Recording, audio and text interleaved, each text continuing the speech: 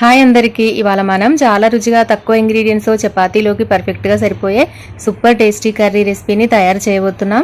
ఇది మీ డిన్నర్కి లేదా లంచ్కి ఖచ్చితంగా సూపర్ కాంబినేషన్ అవుతుంది. రోజు ఒకేలా వండే కర్రీలకి ఇంకా చెక్ పెట్టేయండి. ఈ స్పెషల్ కర్రీని ఒక్కసారి ట్రై చేస్తే మళ్ళీ మళ్ళీ చేయాలనిపిస్తుంది.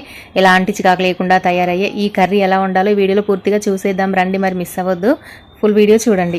ముందుగా ఒక కుక్కర్ తీసుకొని అందులోకి ఒక చిన్న కప్ అంతా శనగపప్పుని, నానబెట్టుకున్న శనగపప్పుని వేసుకొని అందులో కొంచెం కరివేపాకు, అలాగే ఇలా కట్ చేసి పెట్టుకున్న సోరకాయ ముక్కలు, పచ్చిమిర్చి, టమాటా ముక్కలు వేసుకోవాలి. టమాటాలు 2, అలాగే సగం సోరకాయ, అలాగే 10 పచ్చిమిర్చి వేసాను.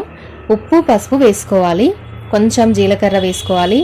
తర్వాత ఇందులో కొన్ని నీళ్లు యాడ్ చేసుకొని కొంచెం నూనె కూడా వేసుకోవాలి.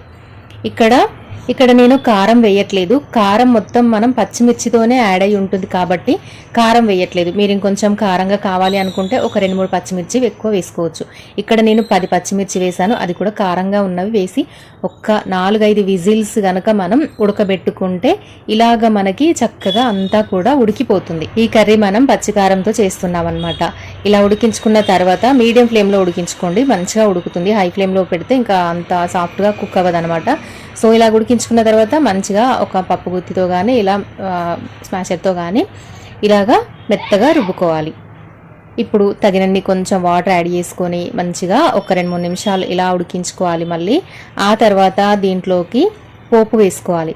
ఈ పోపు చాలా సింపుల్గా వేసుకోవచ్చండి. కొంచెం ఆయిల్ వేసి కొంచెం కరివేపాకు, ఎండుమిర్చి, జీలకర్ర వేసుకొని కొద్దిగా పసుపు వేసుకుంటే సరిపోతుంది. ఎక్కువ తాలింపు కూడా మనకేం అవసరం లేదనమాట. చాలా టేస్టీగా ఉంటుందండి. ఈ కర్రీ కనుక ఇలాగ ప్రిపేర్ చేస్తే హెల్త్కి కూడా చాలా మంచిది. పిల్లలు సొరకాయ ముక్కలు తినరు కదండి కర్రీ చేస్తే. సో అలాంటప్పుడు ఇలాగ మనం ఉడికించి గనక పోపు వేసుకొని చపాతీలోకి వాళ్ళకి ఇచ్చామంటే గనక చాలా చాలా మంచిగా తింటారు.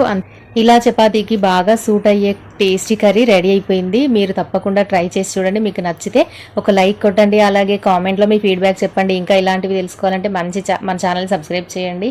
అలాగే పక్కన ఉన్న బెల్ ఐకాన్ కూడా యాక్టివేట్ చేయండి. మళ్ళీ ఇలాంటి టేస్టీ రెసిపీస్తో మీ ముందుకు వస్తాను. ఇంకో రుచికరమైన వీడియోలో కలుద్దాం. ధన్యవాదాలు. బాయ్.